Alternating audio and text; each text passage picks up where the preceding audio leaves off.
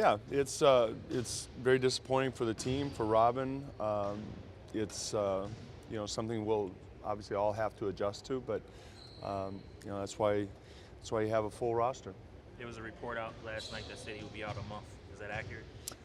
There has been no time frame set. He's being evaluated today, so there's no update on a time frame. Are you leaning one way or the other on who's going to start? It'll either be Chris or Joel or Thomas or Myers or Darrell. Are you leaning towards one of those guys? Do you wanna... No. Well, now that you mention it. Is this an opportunity, you said before, when guys are inactive, this is a chance for guys like Victor Claver to, maybe get an opportunity? Is this one of those times?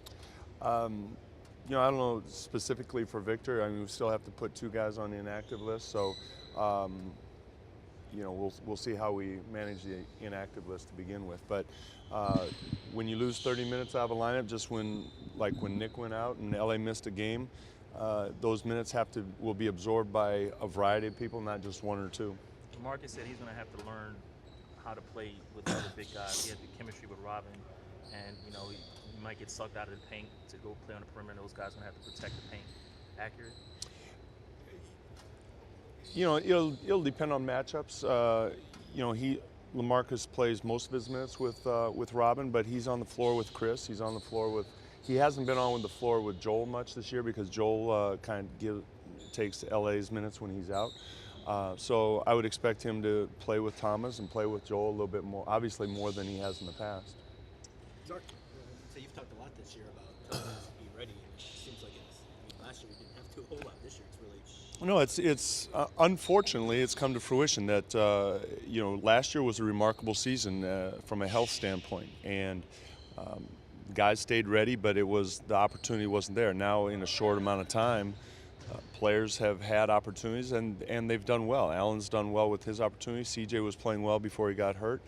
Myers had a good start against Brooklyn, so now it's like I said, it's going to be by committee. It's not going to be 1 or 2 guys, but and it may change from game to game. I told the players the starting lineup may not be set, the finishing unit may not be set, and the rotation may not be set. It's going to take a little bit of time to adjust to our new circumstances. Has there been a particular reason why lately, outside of the injuries, you've kind of gone to guys here and there? Like you went to Will last night, you went to Myers a few nights ago, guys who hadn't been in the rotation, but just giving them a shot. Last night is, as far as Will, it was a function of how the game was going.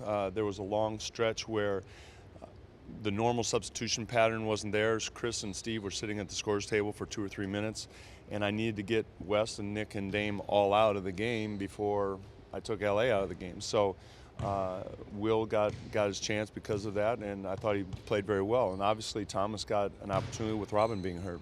With points in the paint, are you guys expecting teams to attack more now that Robin's not there?